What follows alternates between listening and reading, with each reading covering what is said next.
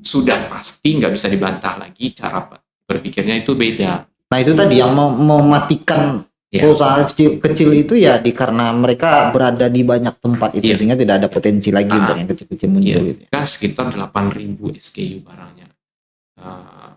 Kita barangnya kalau di kita kan 40.000. Banyak pedagang-pedagang rokok yang besar-besar malahan. Sekarang ini hidupnya malah susah itu.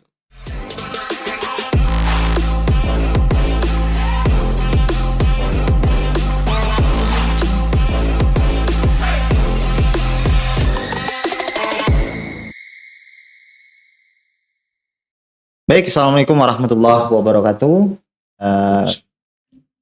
Kembali lagi bersama kita di Batandang.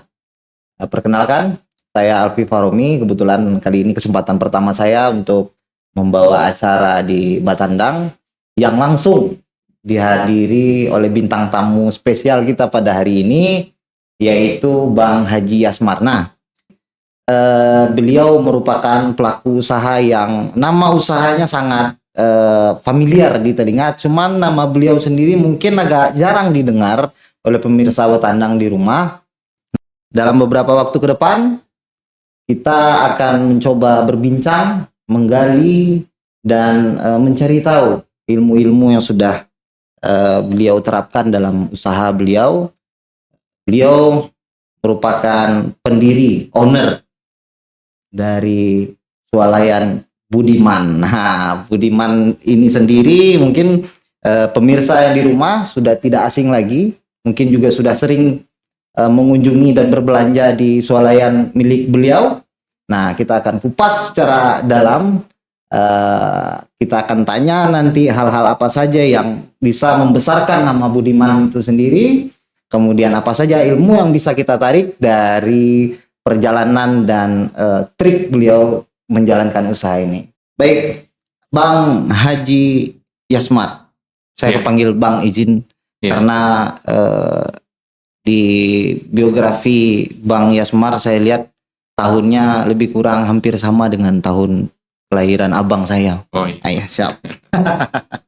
Mohon izin, Bang Yasmar diploma tourism, pariwisata. Beralih ke swalayan itu kapan? Sebetulnya tidak beralih ya. Jadi kalau usaha retail ini, minimarket ini sebelumnya jual toko barang harian. Barang harian itu kalau dulunya orang tua kan tokonya toko perabot, furniture, tapi sudah nggak begitu jalan lagi, diganti dengan menjual barang harian. Jual barang harian itu ya di lokasinya di dekat pasar ya, di Bukit Tinggi. Di Bukit Tinggi. Ya, di pasar bawah.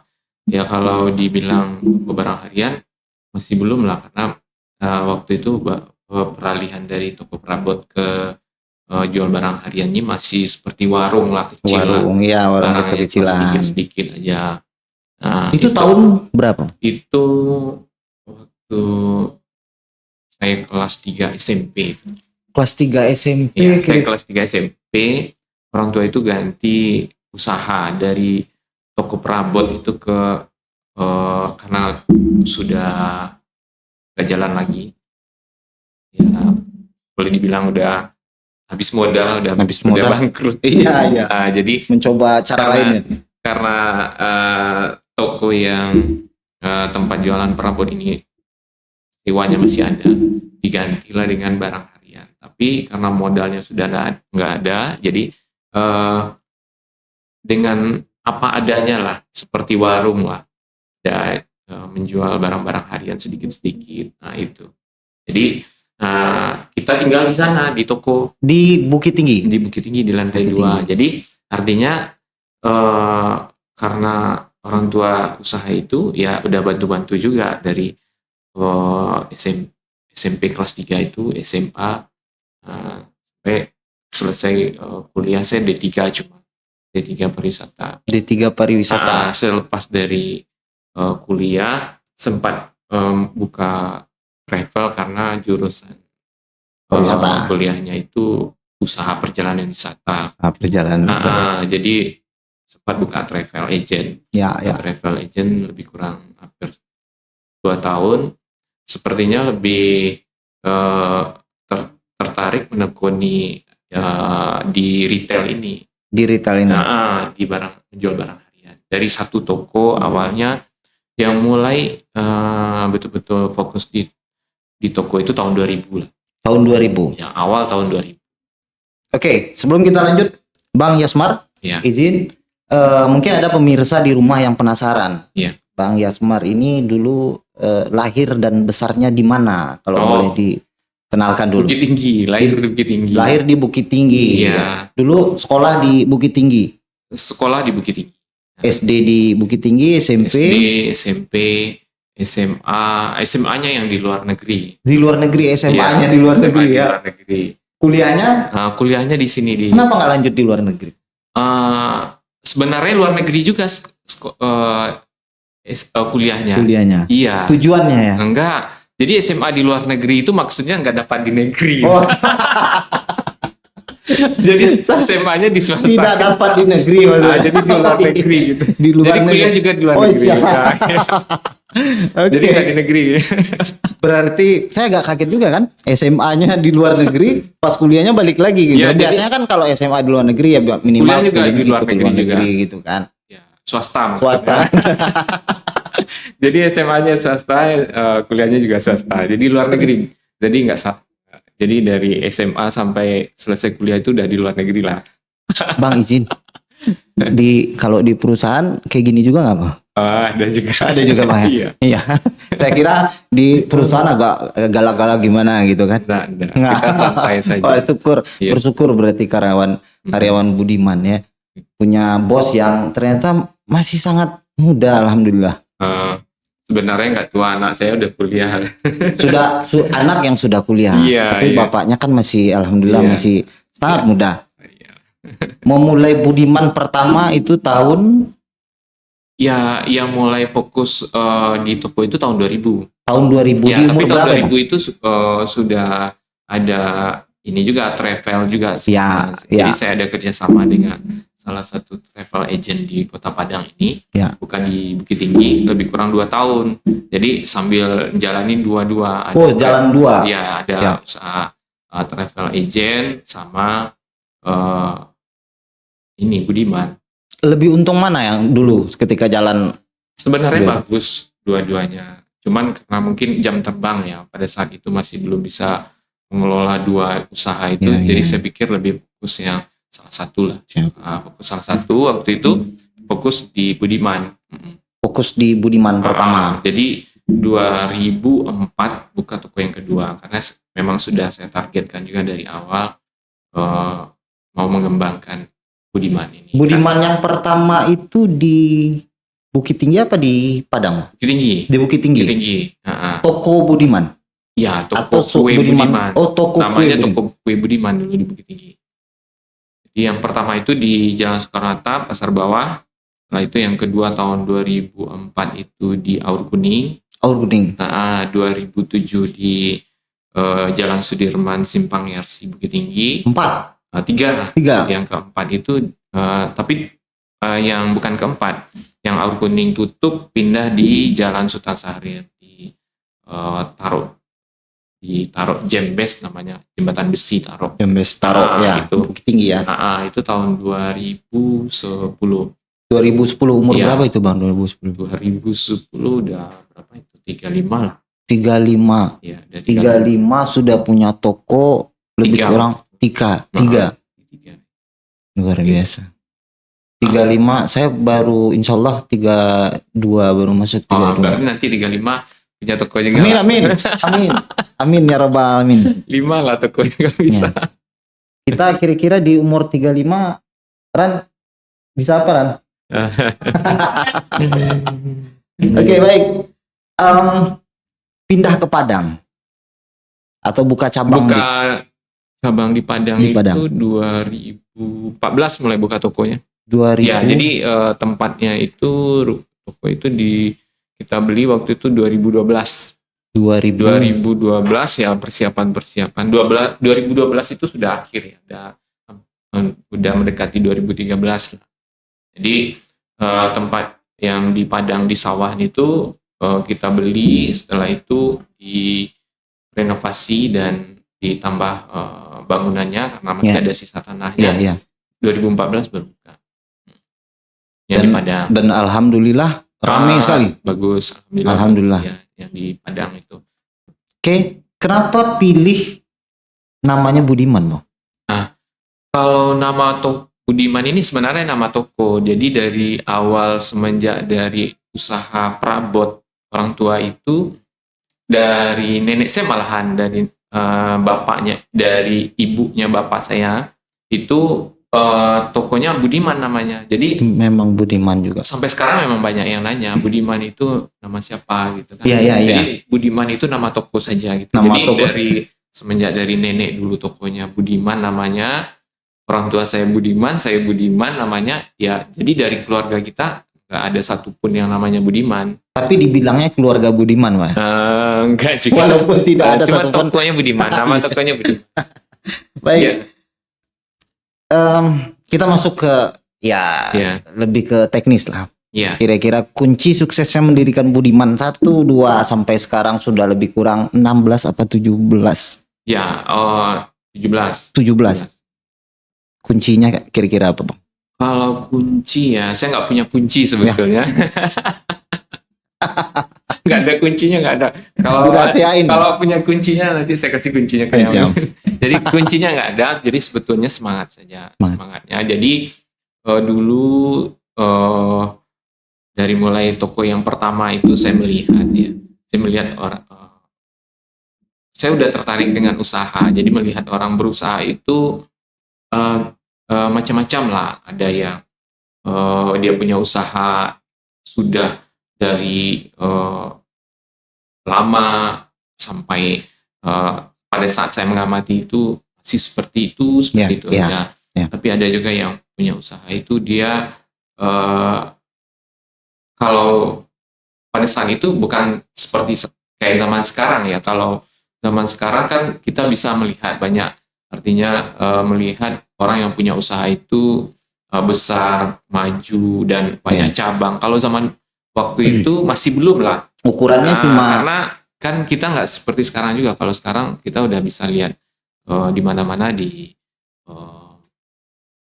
Google, artinya di internet. Kalau dulu nggak ada internet, jadi kita cuma melihat hanya paling beberapa saja. Ada yang usahanya besar gitu. Hanya seperti itu. Jadi saya membayangkan kenapa kok ada yang usahanya dari dulu nggak maju-maju dan yang lain mereka usahanya bisa besar itu.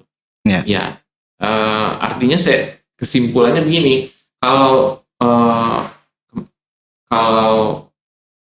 kita lihat kita ini kan semua sama, tapi cara berpikir yang berbeda. Cara berpikir mindsetnya yang berbeda. Saya yakin orang yang usahanya begitu-begitu aja dengan orang yang usahanya maju dan berkembang itu sudah pasti nggak bisa dibantah lagi, cara berpikirnya itu beda. Jadi ini yang saya ambil. Saya nggak mau jadi yang artinya usahanya begitu-begitu saja sampai tua begitu, nggak mau. Jadi itu dari pengalaman orang lain, Bang. Jadi dari pengalaman diri sendiri. Bukan pengalaman orang lain. Jadi kita mengamati lah. Mengamati betul. Kalau dari pengalaman sendiri ya. Sebenarnya kalau dari mulai toko yang pertama dengan artinya toko yang toko kecil lah, gitu, yang artinya modalnya nggak terlalu banyak juga. Untuk yang kedua itu lebih ke motivasi diri sendiri lah. Motivasi diri sendiri bagaimana kalau untuk berkembang itu ya harus ada keberanian gitu, ada keberanian. Dan sebenarnya keberanian itu bukan hanya keberanian dalam bentuk mental orang berani begitu. Sebenarnya keberanian itu juga sebenarnya kan karena sudah kita mengerti sudah tahu, artinya kita sudah bisa menghitung gitu. Jadi kalau usaha itu saya lihat seperti itu. Kalau kita artinya nggak betul-betul fokus atau punya keinginan untuk maju, ya mungkin hanya begitu-begitu saja. Jadi karena saya punya keinginan untuk berkembang maju itu, Ya. ya mulai dengan pengalaman yang satu toko itu ngitung-ngitung ya harus buka toko ke satu lagi, kalau enggak nasibnya nggak akan berubah gitu. Gitu. Jadi buka toko yang kedua gitu.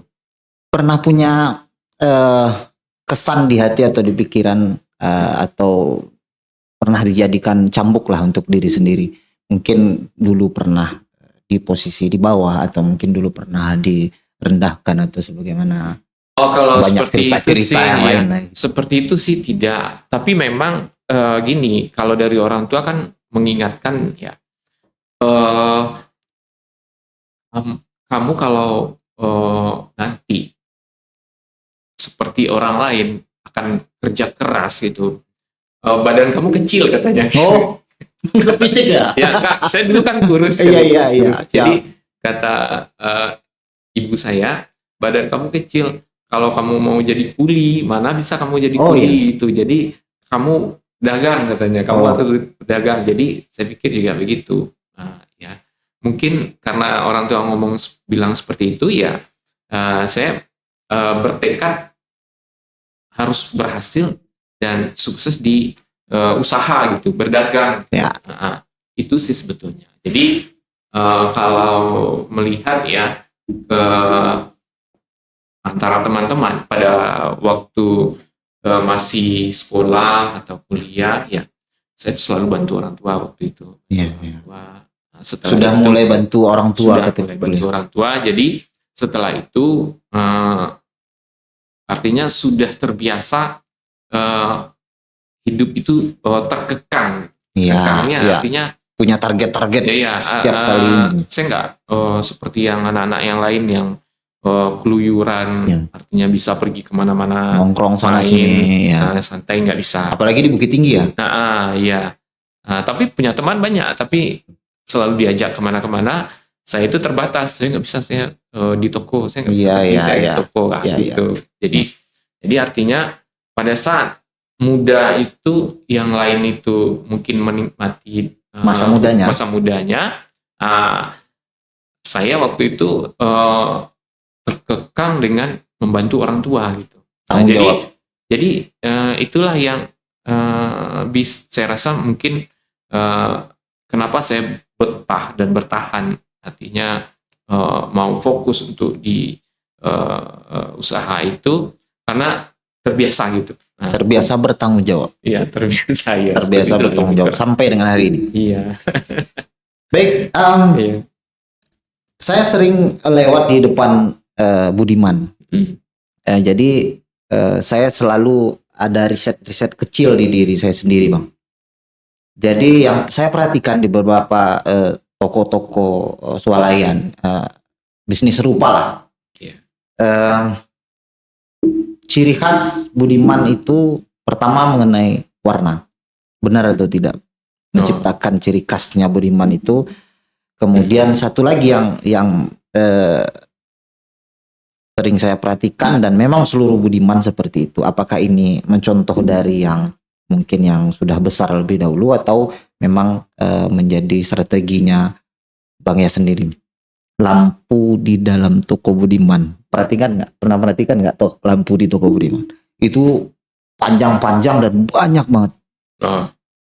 Itu ya sebetulnya itu menyesuaikan dengan keadaan sekarang ya. Artinya kan konsumen itu lebih senang, lebih nyaman dengan suasana toko yang terang. Itu terinspirasi dari yang lain atau memang target sendiri? Sebenarnya kalau dibilang ya tidak ada yang pure murni lagi sendiri, itu nggak ada, karena banyak yang lain sudah melakukannya sebelumnya kan begitu. Jadi dari usaha yang saya jalanin itu sebetulnya lebih banyak belajar juga ke yang lain gitu. Artinya belajar itu mengamati yang lain.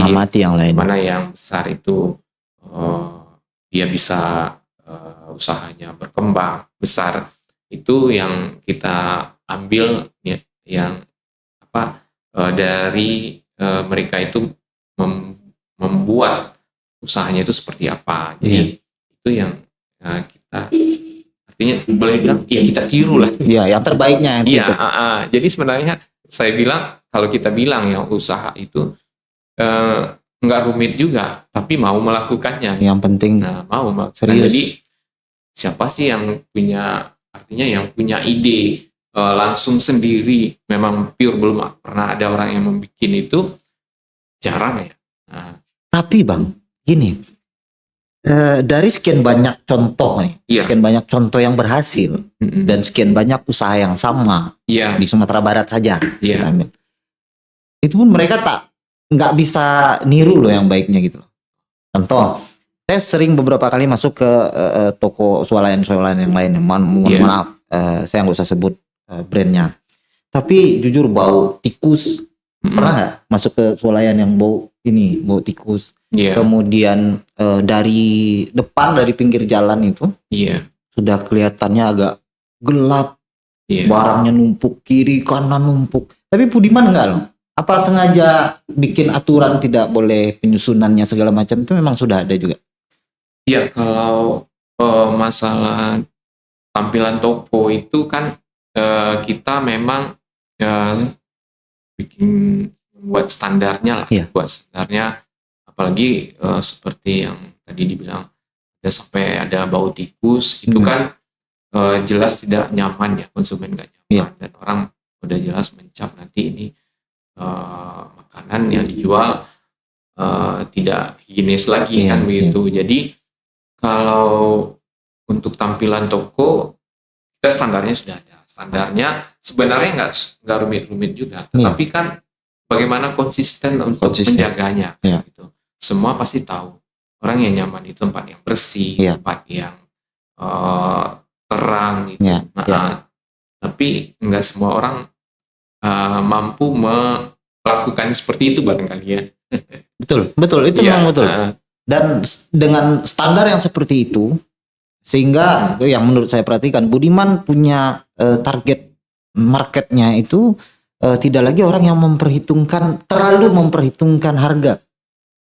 Mereka hanya lebih kepada mencari kenyamanan dan ketersediaan barang. Benar nggak?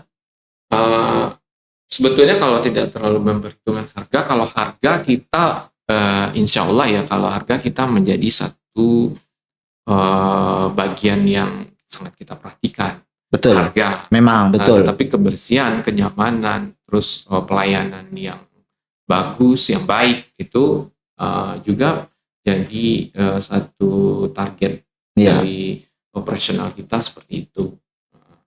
Jadi kalau kita bandingkan dengan swalayan lain, sebenarnya untuk buka di Padang karena melihat peluang itu, kita melihat peluang yang mana yang lokal itu mereka menjalankan usahanya ya standarnya standar bawah lah, artinya sekarang yang mulai berbenah kan, kan kita merasakan juga begitu Budiman buka 2014 di Padang, yang pertama itu di Sawahan, yang kedua 2016 itu di Pondok.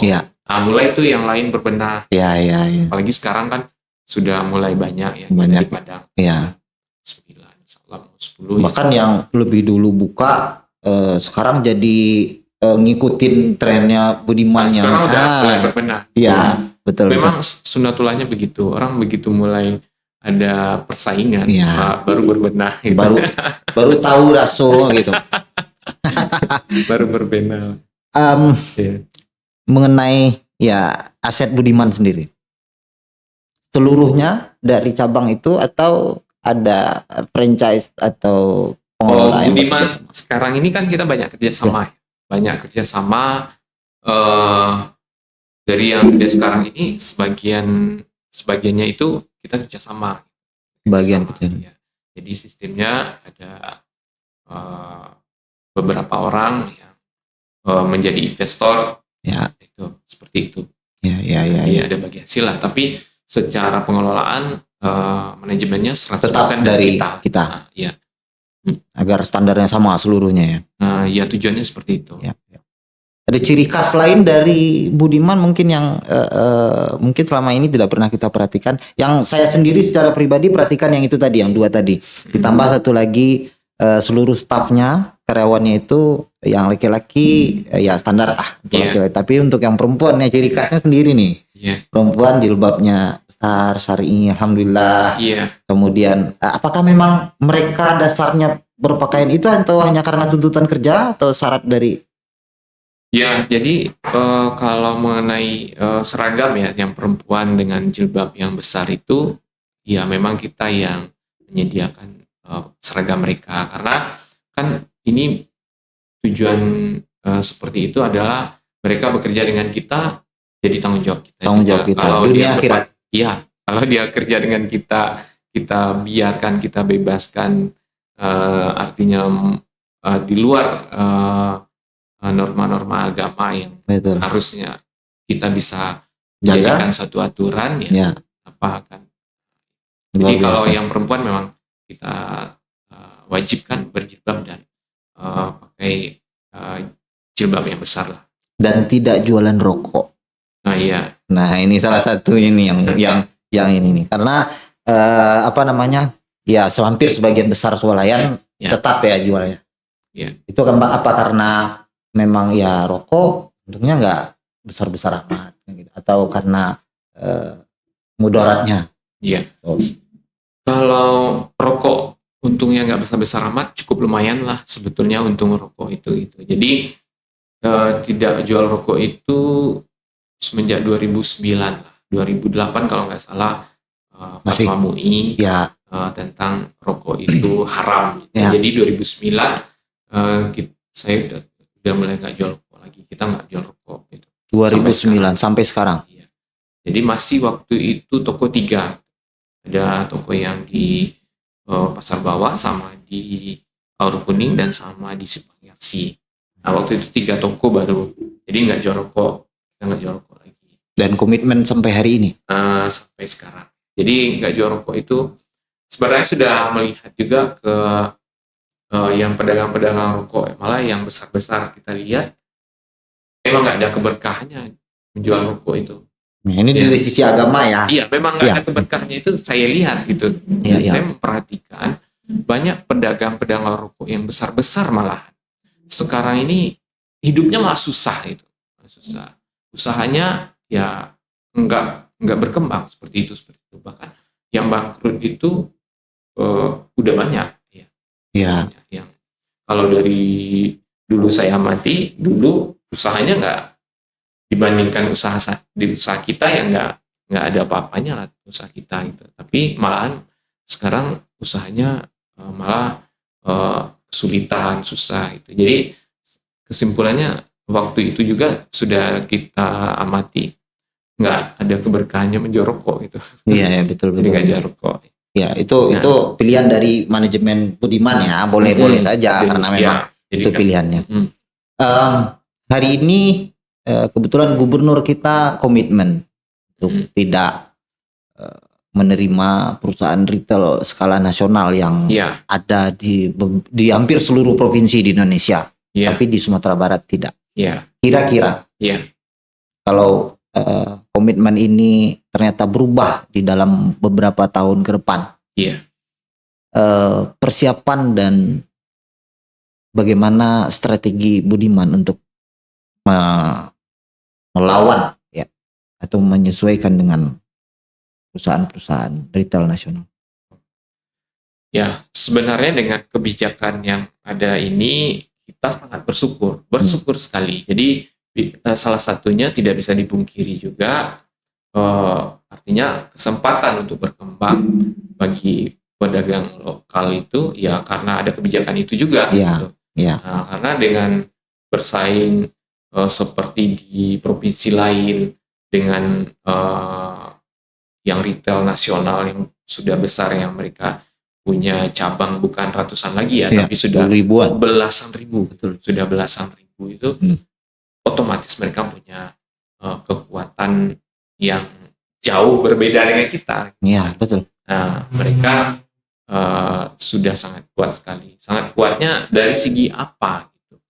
Yang pertama itu kalau retail yang skala nasional itu dia sudah masuk ke satu daerah, dia kan langsung artinya masif untuk membuka cabangnya, buka cabang. Nah ini akan berpengaruh dengan buka cabang yang mereka langsung puluhan bahkan ratusan gitu. Hampir di Itu setiap mereka sudah ada di titik-titik ya. yang dimana di situ adalah market yang mereka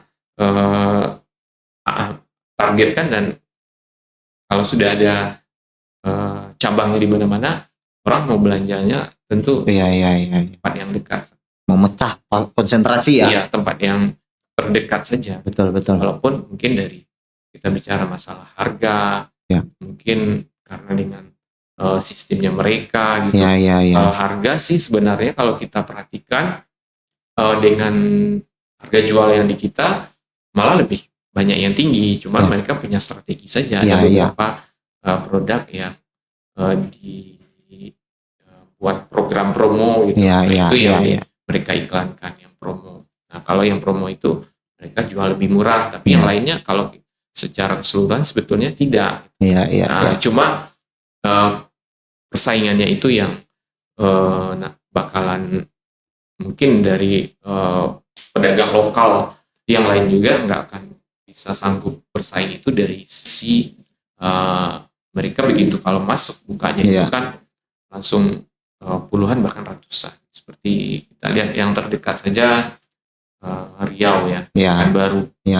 Dulu seingat saya itu di awal-awal itu saya membaca beritanya itu mereka itu hanya dapat izin itu di awal itu hanya 50 cabang. 50 cabang langsung. Ya, 50 cabang. Kalau kita bilang kan itu masih hanya 50 cabang untuk kan gitu. Artinya 100 gitu kan. Itu kan 100 waktu itu mereka dapat izin gitu. Tapi kalau hari ini data yang kita dapat, yang kita ketahui itu mereka di Provinsi Riau, di Riau Daratan, di luar Kepri lagi, yang Riau aja sekarang itu aja sudah 650-an ya. 650-an? Iya. Sementara yang ada 370-an, artinya udah 1000 lebih dia. Hanya di Riau Daratan? Iya. Ya, karena kalau kita bicara Indonesia, untuk aja sudah punya cabang 23.000. Maaf. Aja sudah punya cabang 23.000. Sedang sudah 18.000. Jadi 23 dengan 18.000 sudah 41.000 kan? Seluruh Indonesia. Jadi baru 1.000 itu baru di Riau Daratan. Ya. Belum yang di kepulauannya. Jadi kalau masuk ke Sumatera Barat, ya untuk 1.000 itu mereka nggak butuh waktu lama. Yang tadi kalau mereka masuk itu kita bicara masalah siap. Kalau digempur seperti itu, kita juga lihat juga yang lain kan, yang lain di daerah lain. Sebenarnya ada yang tergantung juga ya. Kalau di Riau, kalau kita lihat di bidang seperti swalayan juga masih tetap tumbuh. Tapi yang mati itu banyaknya sih yang minimarket. Kalau kita kan swalayan. Sebenarnya kalau dari konsep atau dari ukuran toko itu berbeda. Kalau seperti yang merek yang dari luar itu, yang nasional itu mereka minimarket. Dia punya kalau kita namanya SKU ya. Jenisnya barang itu mereka sekitar 8.000 SKU barangnya. Kalau di kita kan 40.000. Karena skalanya swalayan. Iya, jadi item barangnya jenisnya lebih banyak. Jadi 5 kali dibandingkan dengan minimarket. Nah, artinya kalau orang mau belanja di kita jauh lebih lengkap. Baik, Tapi baik. dengan tersebarnya kalau dia masuk ke satu daerah itu yang seperti tadi, Iya. kita kan masif sekali kan kalau masuk ke satu daerah. Memang pola bisnisnya memang begitu, mereka harus buka banyak karena sistemnya DC mereka kan. Iya. Ada distribution center, jadi mereka mendistribusi dari distribution centernya, Satu dari DC-nya, distributor. dari DC-nya ke cabang-cabangnya. Iya, Jadi iya. makanya mereka kalau masuk ke satu daerah itu paling tidak itu untuk satu brand itu mereka sekitar 50. Jadi untuk dia harus bikin satu DC Satu untuk gudang. supply Ya. gudang yang satu itu 50. Budiman sudah punya di sini. Belum. Nah, mudah-mudahan nanti. Mudah-mudahan. Iya. Insya Allah nanti. Ya, dengan jumlah yang ada sekarang sepertinya memang sudah harus punya begitu Bang ya. Ya, belum lagi. Belum ya. Jadi makanya kita masih buka cabang karena alhamdulillah kan kalau potensi pasar masih bagus. Ya. Untuk di Sumatera Barat, dan kan kita sekarang mulai masuk nih, sekarang mau persiapan di Riau. Di Riau. Di Riau sudah ada. Belum ada. Kabarnya di Bogor sudah ada. Di Bogor yang baru buka November kemarin. Alhamdulillah. Bang, izin sambil minum. Ya. Kita alihkan pertanyaan sedikit nih. Kita nggak Budiman dulu. Kita izin nanya, istri di mana? Oh, keluarga di Bukit Tinggi. Di Bukit Tinggi semua berarti. Ya. Anak-anak di anak saya yang besar kuliah di Jakarta. Berapa orang? Anak laki-laki dua. Alhamdulillah masih sama. Jumlah anak baru jumlah anak yang sama. Iya. Jadi banyak story yang menjelaskan bahwa seorang laki-laki itu bangkit karena ingin membahagiakan keluarga, minimal membahagiakan anak dan istrinya. Nah, di fase kedua, anak itu menikmati. Di fase ketiga, generasi yang berikutnya, itu kebanyakan dalam cerita bisnis, ya fase ketiga inilah yang fase yang agak berat karena disitulah grafiknya menjadi turun. Iya. Sudah ada persiapan nggak Bang kira-kira untuk menghadapi itu? Iya. Ini kembali ke masalah kalau menurut saya pengetahuan ya. Pengetahuan banyak yang punya usaha seperti itu yang dibilang tadi. Kalau sekarang ya mungkin yang sebagian besar sudah mulai sadar bahwasanya capek-capek membangun usaha, nanti generasi kedua menikmati tinggal generasi menjalankan ketiga nanti malah habis, bukan? Jadi sudah pasti kan untuk hal seperti itu sekarang kita udah mulai memikirkannya. Kita mikirkannya sebenarnya kalau bicara sekitar 10 tahun yang lalu, dari saya pribadi masih berpikir tidak pernah terpikir saya mau mewarisi usaha ini ke anak-anak. Maksudnya tidak pernah terpikir mewarisi usaha ke anak-anak begini. Maksudnya saya anak-anak biar mereka nanti belajar sendiri, berusaha dengan karya mereka gitu. Tetapi begitu berjalannya waktu, mulai ada masukan, artinya kita belajar, tahu ternyata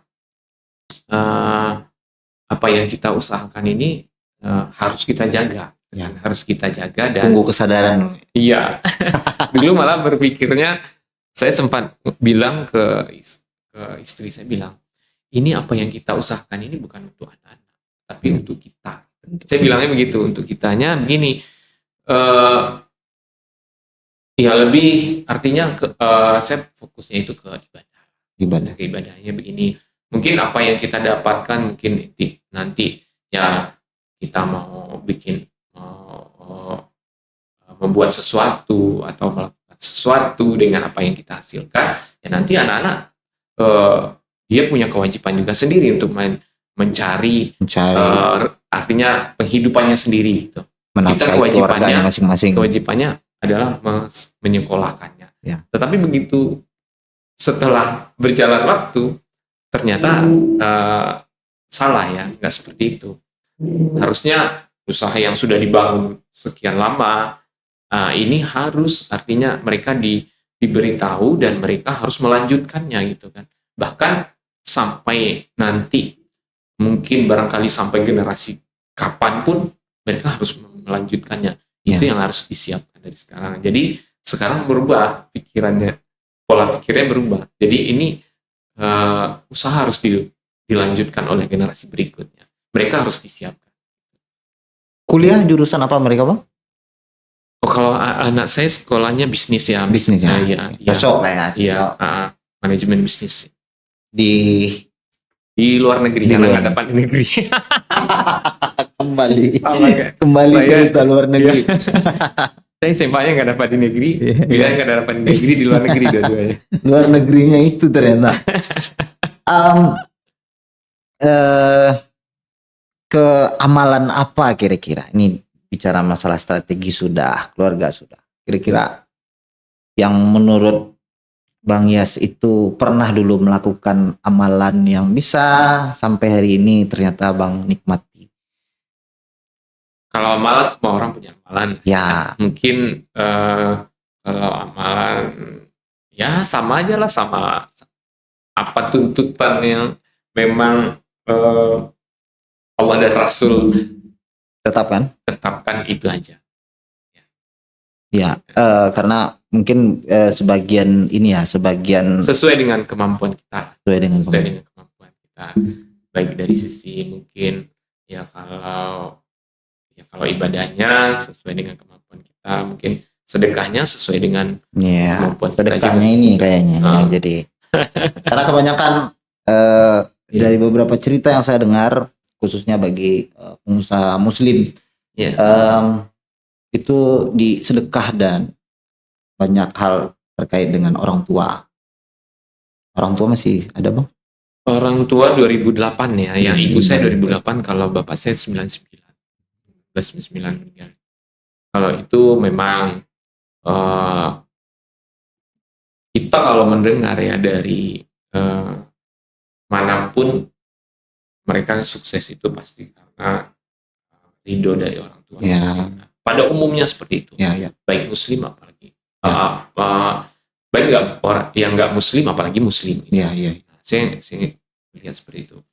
Kalau bicara mungkin orang tua, ya sebenarnya kalau saya kan tidak bisa banyak artinya berbuat juga untuk menyenangkan orang tua ya, karena 2008 itu kalau usaha masih biasa-biasa lah. Waktu itu toko sudah ada 3, sudah ada 3 toko. Biasa toko 3. Ya sudah ada 3 toko lah waktu itu ya. Tapi mungkin saya sempat dengar orang tua saya itu bilang kalau saya itu anak kesayangannya gitu, di antara kita bersaudara berempat gitu. 4 orang bersaudara. Iya, yang 1 ibu 1 bapak itu 4 orang. Laki-laki semua. 3 laki-laki 1 perempuan. Saya laki-laki semua. Iya. Kemudian ya dengan apa namanya success story-nya beberapa pengusaha itu ya memang kayak sering di bulan Ramadan buka puasa bersama anak-anak yatim, kemudian karyawan-karyawannya diumrohkan segala macam. Pernah melakukan hal serupa, Bang? Ya kalau buka bersama karyawan ada, karyawan ada buka bersama. Kalau bulan Ramadan paling biasa kita yang memang sudah dari dulu itu menjadi bukan tradisi ya, memang haulnya hitungannya kita mengeluarkan zakat malnya itu di bulan Ramadan. Karena dari awal pertama itu sudah di bulan Ramadan ya, hanya itu di bulan Ramadan kita pas mengeluarkan zakat malnya di bulan Ramadan. Anak-anak saya pencinta budiman. Sampai swalayan yang bukan budiman pun dipanggil budiman. Serius. Jadi itulah mindset orang ya, kalau sudah budiman berhasil ya, loh. Artinya yang pertama yang artinya yang begitu diingat anak-anak ya.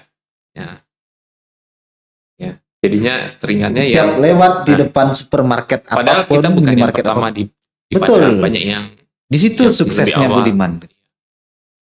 Sama cerita yang sama dengan beberapa brand dan produk yang kita bicara masalah air, kita ingat brandnya ini gitu. Iya. Ketika bicara masalah popok bayi, kita ingatnya merek ini kayak gitu. Iya. Padahal sebetulnya merek lain banyak kayak gitu kan. Iya. Nah, begitu juga dengan Budiman. Iya. Itu sukses yang luar biasa masuk ke dalam pikiran pasar Budiman hari ini dapatkan. Kira-kira ada saran nggak untuk pemula yang ingin mendirikan usaha serupa, baik itu dari strategi bisnisnya, manajemennya, bahkan itu dari semua kelengkapan administrasi yang mungkin harus mereka penuhi di level pemerintahan? Sebenarnya bermula itu di apa yang dilakukan itu dari pola pikir ya, dari mindset. Pedagang kita ini nggak maju atau pada saat di level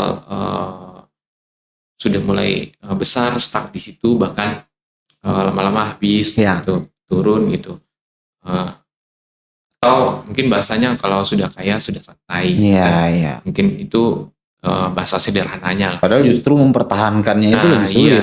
Jadi mungkin yang mempengaruhi sekali adalah mindset tadi, pola pikir. Jadi kalau kita lihat dengan pedagang yang sekarang, katakanlah dengan usaha yang sama seperti dulunya, awalnya Budiman ini hanya berubahnya dari toko perabot ke toko barang harian yang itu hanya bisa dibilang warung. Modalnya juga waktu itu dari orang tua saya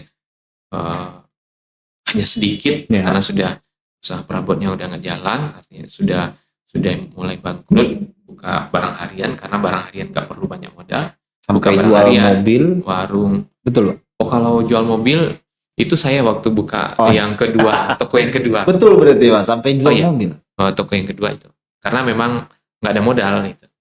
Jadi sebetulnya mindset aja. Jadi seperti yang tadi saya sampaikan, waktu toko yang pertama saya itu melihat usaha yang sama itu, yang lain itu sudah tua-tua ya yang punya usahanya.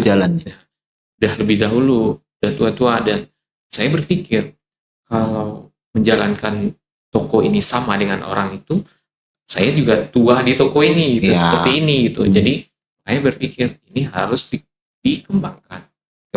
Jadi makanya buka toko yang satu ke yang toko yang kedua pun tidak ada modal. Artinya dengan keberanian itu karena mau berubah gitu. Nggak mau hanya di toko yang satu itu aja. Nah, sebenarnya dengan kemauan seperti itu, ya pepatahnya kan di mana ada kemauan di situ ada jalan. Ada jalan.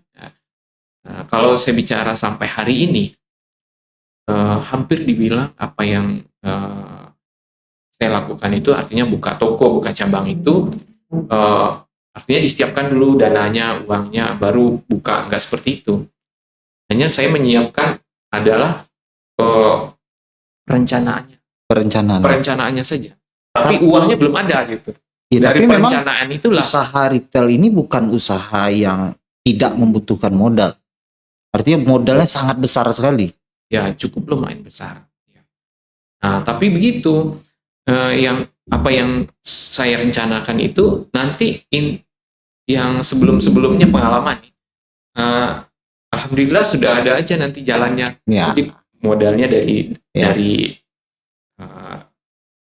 ada dari investor, atau kalau dulu memang kadang ada dari perbankan. Nah, tapi sebenarnya nggak fokus juga, lebih hanya ke mempersiapkan saja. Mempersiapkan. Setelah itu menjalaninya gitu. Jadi saat itulah berpikir nih, ini hitung-hitungannya sudah ada semuanya. Mulai berpikir nih, ini modalnya dari mana? Baru nyari modal. Karena kalaupun sudah ada modalnya tapi persiapannya tidak matang, jadi tidak jalan juga. Iya, jadi keinginan ini yang penting sekali. Karena saya rasakan seperti itu dari mulai toko yang yang dari mulai yang 1 ke 2 itu seperti itu. Jadi sampai sekarang juga. Jadi artinya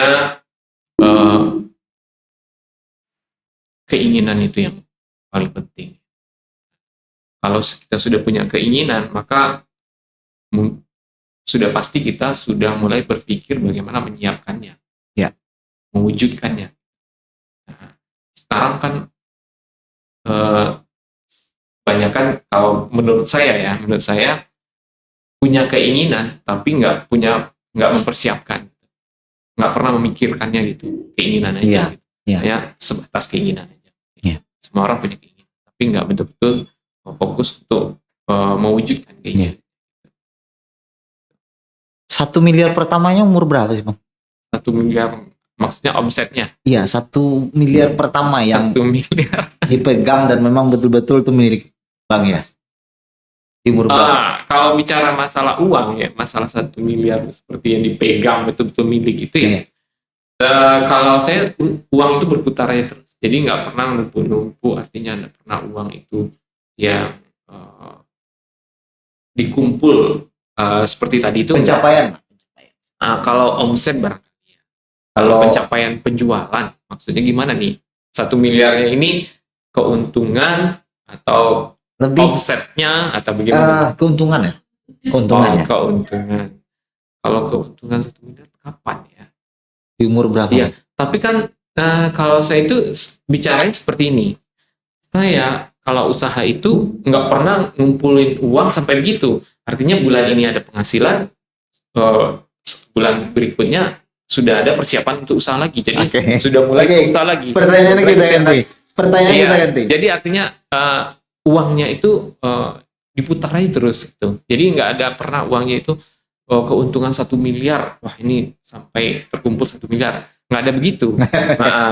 Tapi buka usahanya mungkin lebih dari 1 miliar gitu. Tapi malah kita begitu ada pendapatan, artinya sudah ekspansi lagi untuk usaha yang berikutnya, dan uangnya masuk lagi ke situ. Iya, betul. Kalau pencapaian 1 miliar atau bicara seperti itu gimana ya? Mungkin di umur berapa lah ya? 30-an lah. 30-an. Sudah di 1 miliar ya. Mainnya udah MM-an gitu. 30 tahun. Semoga pemirsa yang mendengar di rumah atau dimanapun berada bisa menjadikan ini sebagai motivasi ya. Karena memang pencapaian itu bukan di umur dan di angka, tapi bagaimana kita bisa menjadikannya segala sesuatunya menjadi berguna bagi orang lain. Nah, hari ini Bang Yas bisa membuktikan itu semua, dan hari ini sudah bisa memiliki berbagai jenis usaha, khususnya yang Budiman Swalayan sendiri lebih kurang sudah 17 cabang. Karyawannya berapa orang? Lebih kurang sekitar 700 saya. 700 orang karyawan. Itu di Budiman saja? Iya. Belum yang di yang lain-lain. Nah, untuk sekedar informasi kepada pemirsa di rumah, boleh di-share juga Bang? Kira-kira usaha lain selain Budiman apa saja nih yang mungkin penasaran nih, ini kok bagus sekali punya siapa ini gitu. Ini bagus sekali punya siapa ini gitu. Tiba-tiba udah ada aja gitu kan. Kira-kira apa aja Bang? Ada usaha lain lah, ngurus-ngurusin sedikit-sedikit. Ya, siap. Kuliner. Yang di mana Bang? Yang di Malibo ya? Iya. Yang arah ke Padang Panjang. Iya.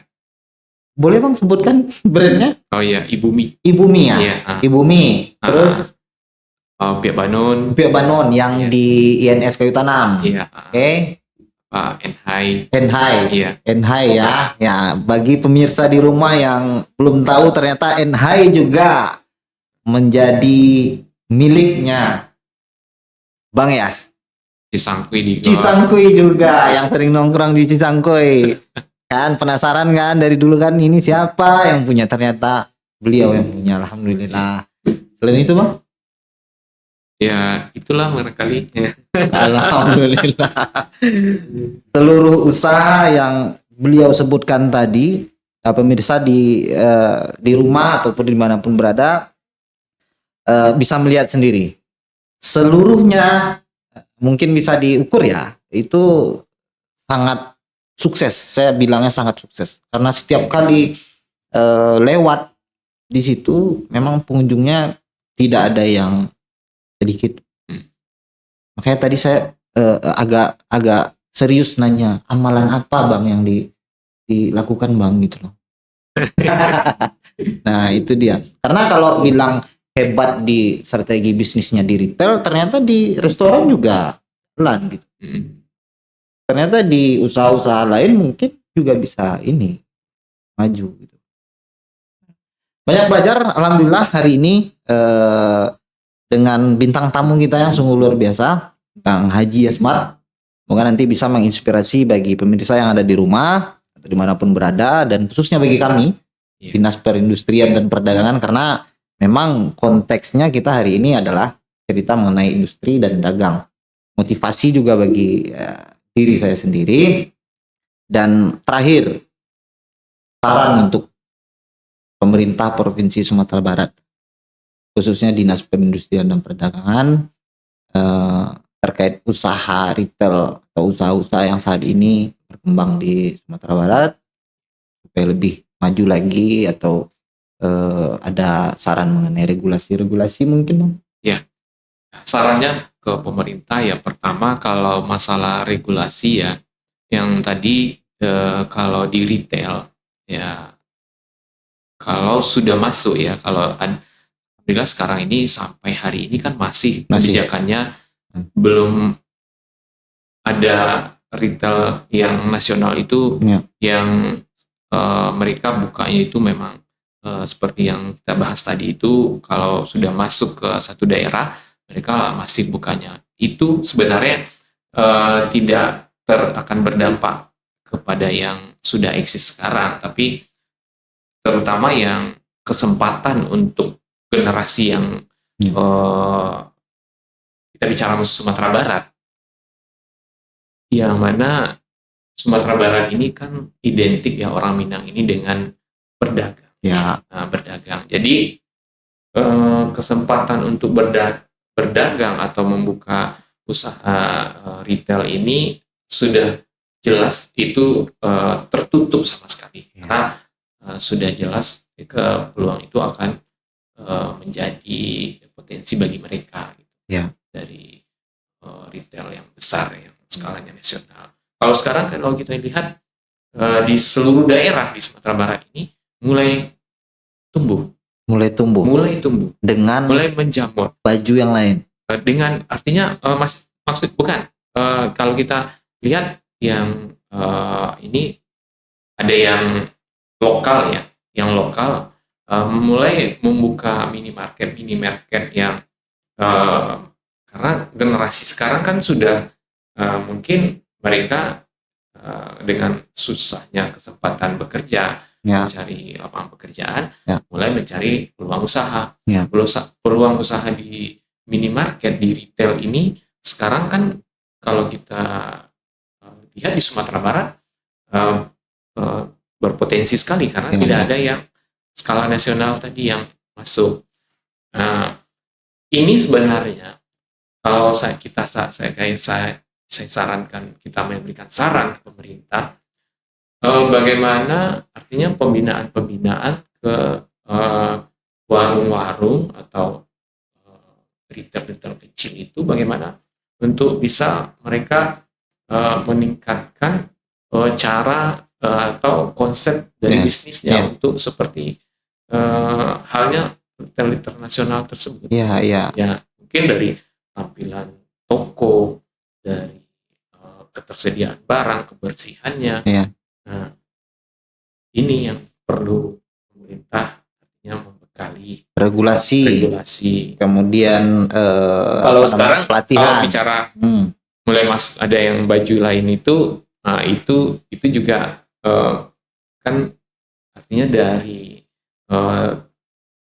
teman-teman retail yang lain juga, usaha retail yang lain juga mulai artinya ada was-was gitu, karena masuk dengan kita baca aja ya, ini memang kenyataannya dengan di belakangnya itu manajemennya, Iya, di backup. di backup. Mungkin barangnya ya, juga mungkin. smart. Bukan mungkin, udah jelas, udah pastian. Nah, itu dengan menggunakan nama lokal. Iya, iya, iya. Nah, ini kalau misalkan tidak dibatasi, lama-lama kan ini bisa berbahaya juga buat Iya, iya, iya.